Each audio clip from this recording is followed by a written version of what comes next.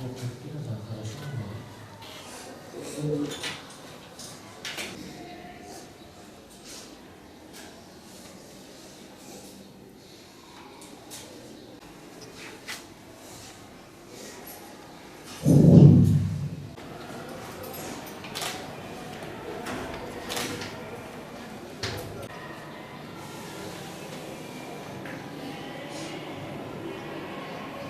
Yarın arkadaşı Pınar yeni aramızdan ayrıldı. Çok iyi arkadaştık. Sürekli espri yapan biriydi.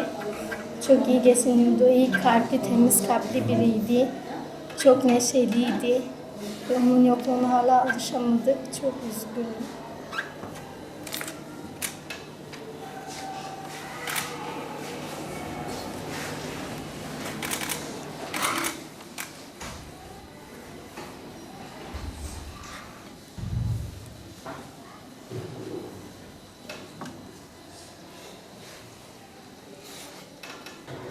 Her gün o arkadaşımla beraber okula gelirdik. Her zaman beraber giderdik. Çalışıyorduk. Her zaman çok iyi bir arkadaştı.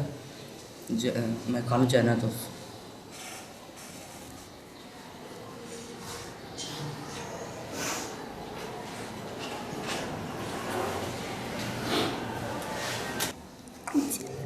Diğer benim çok iyi erkek arkadaşımdı. Çok iyi biriydi. İyi kalpliydi.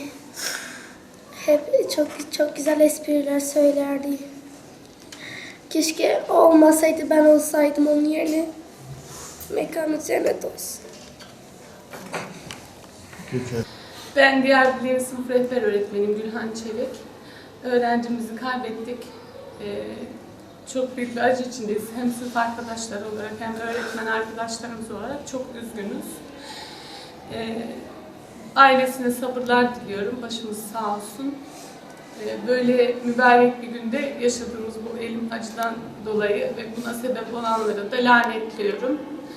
İlgili bir öğrenciydi. Derslerine her zaman takip ettiğim bir öğrencimdi. Gayet çalışkan bir çocuktu. Hiçbir zaman bir yaramazlığını, hiçbir zaman bir ahlaksızlığını görmedim. Hakkım varsa da helal olsun.